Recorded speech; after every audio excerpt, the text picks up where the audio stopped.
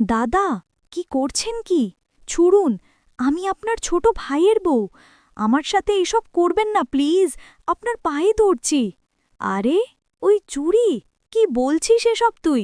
তোকে তো আমার ছোট ভাইয়ের সাথে বিয়ে দেওয়া হয়েছে ঠিকই, কিন্তু তোর সাথে সংসার করব তো আমি। তোর দিনের ভরণ-পোষণ, রাতের খাওয়ার এখন থেকে আমিই করব, বুঝলি? না না, আপনি কি বলছেন এসব দাদা? আপনার মাথা কি ঠিক আছে?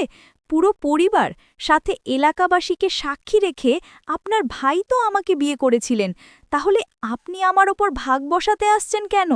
আরে চুরি, যে বিয়েটা আমার ভাই তোকে করেছে, এসব ছিল নাটক। তোকে এবং তোর পুরো পরিবারকে আমরা তো ধোঁকা দিয়েছি। এখন বেশি কথা না বলে অনেক রাত হয়েছে, আয় পাশে শুয়ে পড়। এখন আমি তোর সাথে মিশে যাব। এই কথা যেমনই বলছিল আমার ভাসুর, ঠিক তখনই আমি দৌড়ে বাইরে পালিয়ে যেতে লাগি, কিন্তু কোনো কাজ হলো না।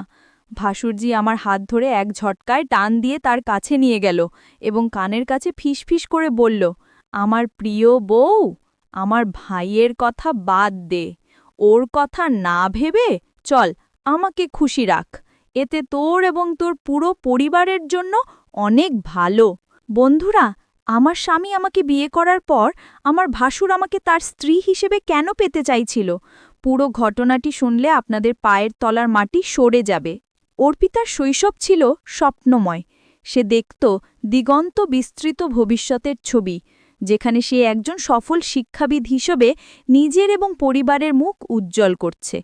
উচ্চ মাধ্যমিকের পাঁত চুকিয়ে সে যখন বিশ্ববিদ্যালয়ের ভর্তির প্রস্তুতি নিচ্ছিল, তখন থেকেই তার পরিবারে রুদ্রের বিয়ের প্রস্তাব আসে। রুদ্রের বাবা ছিলেন এলাকার প্রভাবশালী ব্যক্তি, আর তাদের বিপুল সম্পত্তির খ্যাতি ছিল সবার মুখে মুখে। অর্পিতার বাবা, যিনি সারা জীবন অভাবের সাথে সংগ্রাম করে গেছেন, তিনি এই সুযোগ হাতছাড়া করতে চাইলেন না।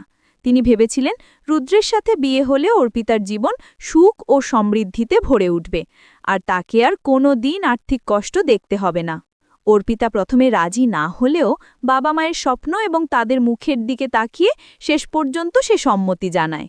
তার একটাই শর্ত ছিল, সে যেন তার পড়াশোনা চালিয়ে যেতে পারে।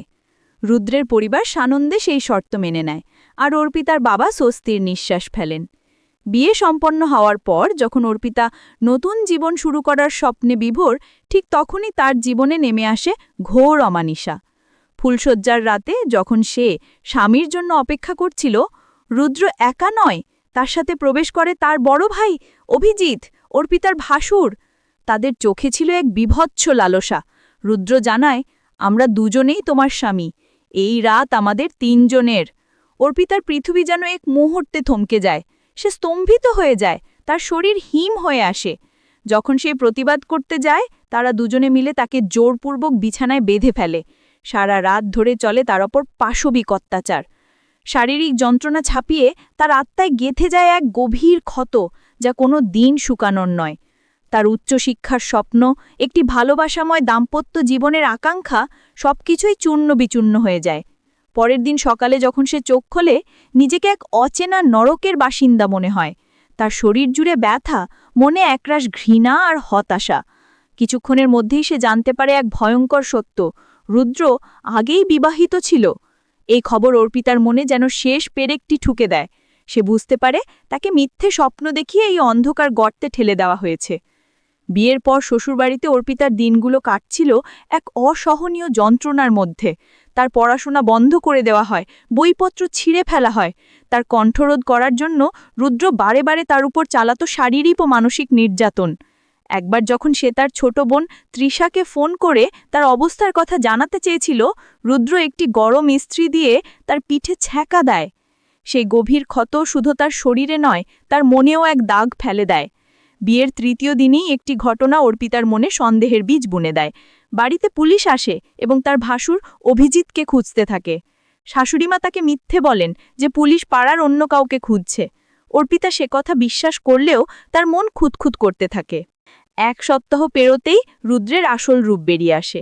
সে বিনা কারণে অর্পিতার ওপর শারীরিক ও মানসিক নির্যাতন শুরু করে। তাকে ঘরবন্দি করে রাখা হয়, তার সাথে বাইরের জগতের সব যোগাযোগ ছিন্ন করে দেওয়া হয়। একদিন ভাসুর অভিজিৎ অর্পিতার বিষণ্ণ মুখ দেখে তাকে সান্ত্বনা দেবার ভান করে। সে অর্পিতাকে নতুন বই কিনে দেওয়ার জন্য বাজারে নিয়ে যায়। অর্পিতা ভেবেছিল হয়তো অভিজিতের মনে একটু হলেও মনুষ্যত্ব আছে, কিন্তু বাড়ি ফিরতেই তার ভুল ভাঙে। রুদ্র অর্পিতার চরিত্র নিয়ে নোংরা অপবাদ দেয় এবং মুসলমান মেয়েদের মতো পর্দা না করার জন্য তাকে তিরস্কার করে। অর্পিতা যখন প্রতিবাদ করে, রুদ্র তার গলা টিপে ধরে এবং এক নিঃশ্বাসে 3 বার তালাক তালাক তালাক উচ্চারণ করে। অর্পিত পৃথিবী আবার অন্ধকার হয়ে যায়।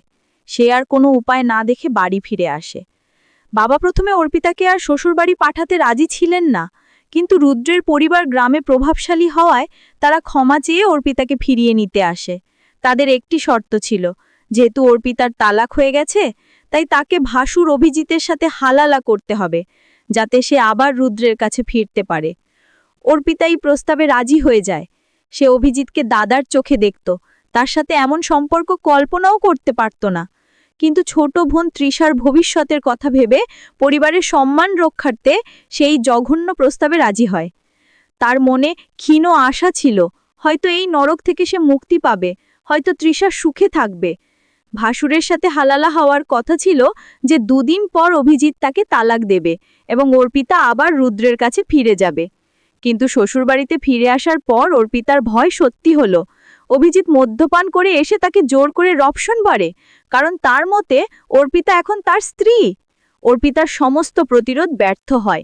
এই ঘটনা তার আত্মায় আবার আঘাত করে, তাকে মানসিকভাবে আরও ভেঙে দেয়।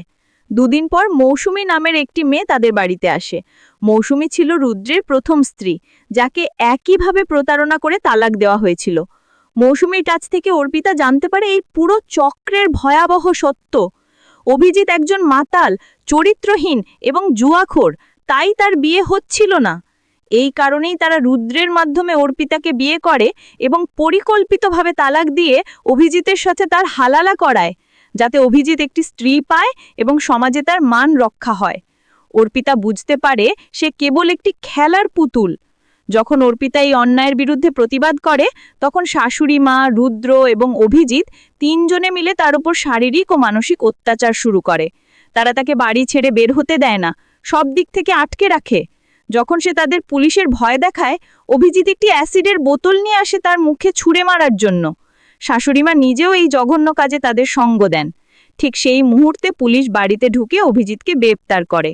অর্পিতা জানতে পারে মৌসুমী পুলিশকে খবর দিয়েছিল। মৌসুমী অর্পিতাকে তার বাপের বাড়ি পাঠানোর আগে অর্পিতা লুকিয়ে তাকে সব ঘটনা জানিয়েছিল। মৌসুমী অর্পিতাকে জড়িয়ে ধরে কাঁদতে থাকে।